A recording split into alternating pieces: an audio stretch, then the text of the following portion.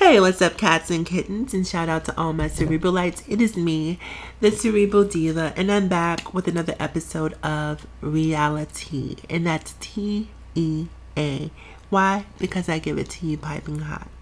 So grab your cups, grab your saucers, gather round, and let's all take a sip of this Real Housewives of Atlanta tea. All right, people, so here we go. So Sunday we all saw the reunion, correct? And we also saw the house of cards that is Phaedra Parks come tumbling down. Phaedra got caught up in her web of lies. If you haven't seen Sunday's episode, by the way, I need you to have a seat in the corner, and we'll deal with you after class. Okay, now for those of you who've done your homework, let's keep moving forward. So Phaedra got caught up. She tried to take Portia down. Candy was beyond irate. Candy was basically apoplectic during this reunion, and rightfully so.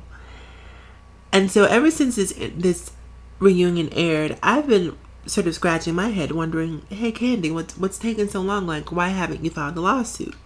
So yesterday we saw Candy making the rounds on radio, and she was sort of saying that she's still weighing her options. She hasn't decided what she's going to do in terms of filing a lawsuit, but that door is definitely wide open. So in the interim, really quick, one of the things I loved about this past reunion part 4, I love the fact that we finally saw Portia stand up to Phaedra. And we really saw sort of the dynamic, the power dynamic shift, at least in that moment where, Phaedra had really been the puppet master up until that point. But we literally saw Portia cutting the strings from Phaedra and saying, look, I can stand up, I can speak for myself. Because let's face it, Portia is not the sharpest tool in the shed. I hate calling her stupid. Because I just think that that's such a mean word to call someone. But let's just say if we were in a class together, I wouldn't cheat off her test, so I'll leave it there. So anyhow, I've been wondering what's going on with this lawsuit, why Candy hasn't filed it, and Candy's, she's being very contrived. She's really thinking about, how she wants to pursue it, and if in fact she wants to pursue it, which I think that she probably will. But I think what's really interesting is that I think Phaedra really has an opportunity to diffuse a lawsuit simply by apologizing. Now, if there's one thing we know about Candy Burris, Candy takes her reputation very seriously. Candy completely disbanded the group Escape because of her reputation and a lie that Tamika Scott was telling about Candy sleeping with someone that she didn't actually sleep with. So for Candy to walk away from a very successful girl group, and say, look, Candy basically drew a line in the sand and says, look, if you fuck with my reputation, I'm fucking with your money. I'm fucking with everybody's money. I don't care about this group. I don't care about any of this. None of this means anything to me. What means something to me is my reputation. And this is very early on in her career. And for her to have that much conviction early on speaks to her character. I'm sorry. So a lot of people are saying, well, Candy did this, Candy did that. At the end of the day, the one thing that we know about Candy is she takes her reputation very seriously, and that she's also a very forgiving personality. If Phaedra would just simply eat a piece of humble pie and, start plotting out this apology tour, figuring out which state she's going to hit, and just go on this tour, and give Candy a very public apology. Hey Candy, I'm sorry. Hey Candy, I made a mistake. Hey, I shouldn't have done that. Whatever it takes to appease Candy right now is what Phaedra should be doing. So while Candy is weighing her options, there's another person by the name of Michael Lissack or Lissack. His last name is spelled Lissack. And he's sort of tossing his hat into the ring in terms of getting Phaedra disbarred. So it looks like he's filed an official grievance with the State Bar Association of Georgia against Phaedra for her behavior on the Real Housewives of Atlanta. He thinks Phaedra's treatment of Kandi and Portia this past seasons is grounds to yank her law license. Now, he's not talking about a suspension. He's talking about a complete revocation. Now, I'm not sure if lawyers take some sort of Hippocratic oath where, you know, their ethics, their personal ethics sort of play a role in terms of their professional ethics. But apparently Michael Lissack believes that her behavior is enough to have her disbarred.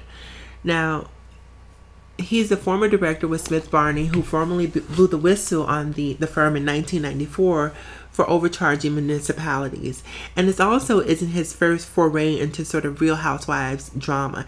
He also had a run-in with Vicki Gunvalson of the Orange County franchise in the cancer scare, or the fake cancer scare that she was going through with that, what's that guy's name that Vicki was dating, that terrible, shady guy? I can't think of his name. But anyhow, this guy is said to have exposed Vicki. And so now he has his sights set on Phaedra. Now, Phaedra and her party are sort of dismissing this lawsuit, or dismissing this grievance, saying that, you know, he's basically just an overzealous fan who's looking for attention. But whether he's overzealous, whether he's seeking attention, he really has a legitimate point. So I'm not sure exactly how this is going to play out on Phaedra's behalf, but I definitely think that getting off the show right now is the best possible thing that can happen for her. And I think while she's off the show, she should definitely sort of keep a low profile. I saw pictures of her out someplace recently where she was dancing on the couch in lingerie. I believe it was a stylist who was having some sort of slumber party, and she showed up in lingerie, which I think, given the current climate around Phaedra, was probably not a good look, but that's just me. And, you know, attorneys usually are the ones who are telling their clients, you know, wear this to court because, you know, impressions are very important. And so being an attorney, you'd think she'd be more cognizant of making a more favorable impression in terms of the court of public opinion. But however, she's just being Phaedra, and I think that sometimes ego trumps logic, and I think right now she's trying to show people, you know, through her pride that, look, I'm, you know, through hubris, look, I'm not hurt, I'm not impacted, they didn't get the best of me. And so she's just putting on a brave face. But I think right now it's time to put the brave face on the shelf and just simply just be human and apologize and say I'm sorry, and hopefully, you know, put the pieces of your own life back together, because clearly there's no hope for a friendship, I don't think, with she and Kandi. But I think that right now it's not about sort of salvaging that friendship. It's really about Phaedra trying to put the pieces of her own life together, because I think I sincerely think when I watched the episode on Sunday that Phaedra is in a very dark place. But Phaedra is so guarded. She's so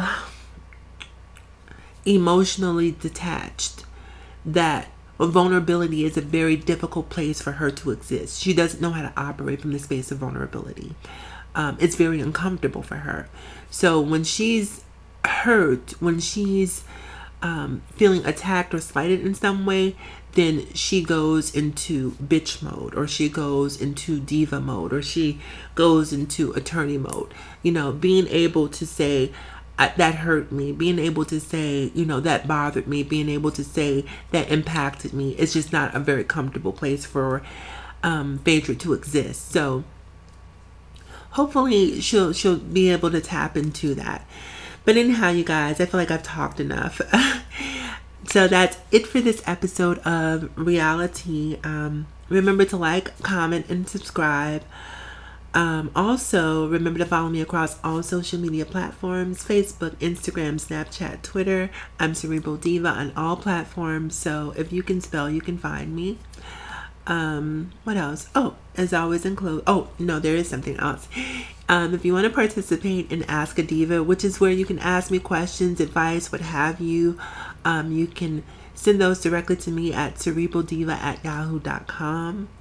And as always, in closing, you guys, remember to live better, love harder, and think smarter. It's me, the Cerebral Diva, and I will talk to you guys again very soon. Have a great day.